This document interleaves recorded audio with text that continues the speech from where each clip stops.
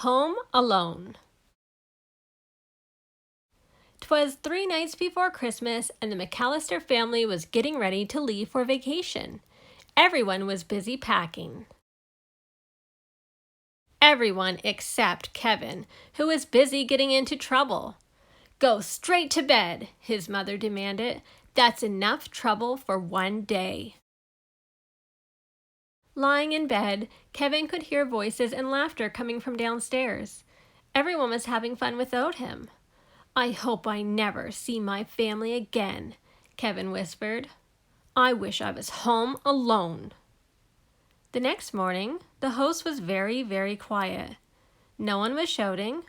No one was running around. No one was telling Kevin to hurry up and eat his breakfast. No one was home. Finally, Kevin realized what had happened. "I made my family disappear!"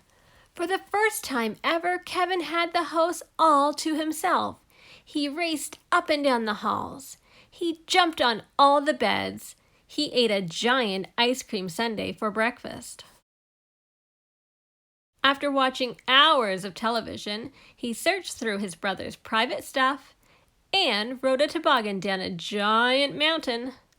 He even tried his father's aftershave lotion. This was not a good idea. It stings. Ah! But sometimes it was scary to be all alone. Kevin was especially afraid of his next-door neighbor.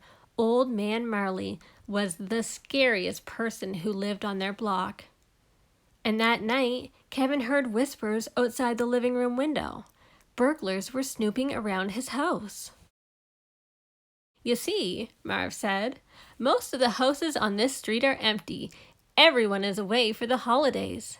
"Perfect," Harry said. "We'll come back tomorrow night and steal everything." Kevin was so scared he dialed 911, but the telephone didn't work. The wires had been damaged in a snowstorm. After hiding under his parents' bed for a long time, Kevin decided that he was being silly. "Only a wimp would be hiding, and I can't be a wimp. I'm the grown-up of this house, and I need to act like one." The next day was Christmas Eve, and Kevin had plenty of grown-up work to do. He walked to the grocery store and bought food. He put his clothes in the washing machine. He decorated the Christmas tree, and he hung Christmas stockings for his parents and brothers and sisters. "I miss you guys," he whispered. "I wish you would come back." Kevin's family always went to church on Christmas Eve, so that's what Kevin did too. After the service ended, he saw his scary next-door neighbor, Old Man Marley, sitting nearby. "You don't have to be afraid," Mr. Marley said. "The kids in the neighborhood have lots of spooky stories about me, but they're not true." After they talked for a while, Kevin realized that Mr. Marley was in fact a very nice man. "Are you visiting anyone for Christmas?" Kevin asked. "No," Mr. Marley said. "I miss my family, and I'd like to see them, but my son and I are fighting. I said some angry words that I didn't mean." Kevin knew exactly how Mr. Marley felt. Kevin remembered wishing his family would disappear, but he hadn't really meant it. "You should try talking to your son," Kevin said. "Maybe I will," Mr. Marley said.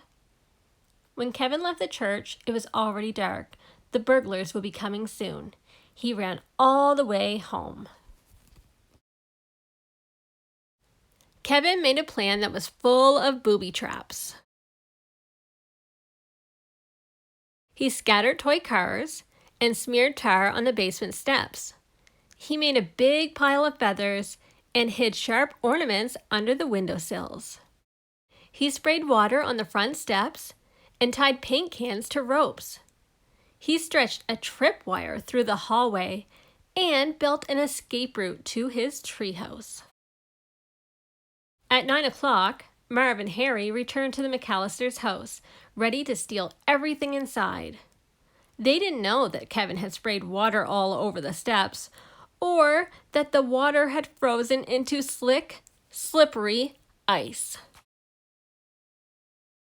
The burglars stumbled into all of Kevin's traps. Yuck! Yow! Wah! Ew! Merv and Harry slipped on the toy cars and were knocked over by paint cans. Kevin escaped through his bedroom window and ran next door to his neighbor's house.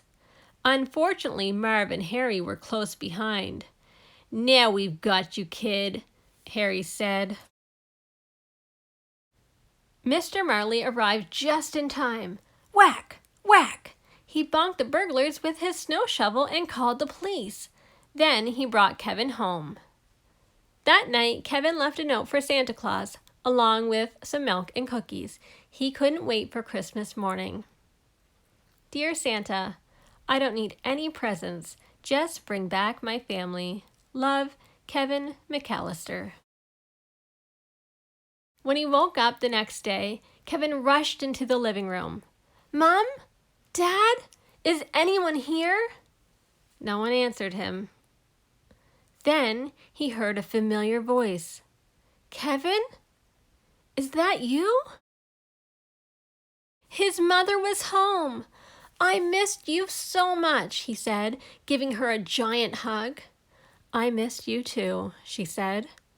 "Where are the others?" Kevin asked.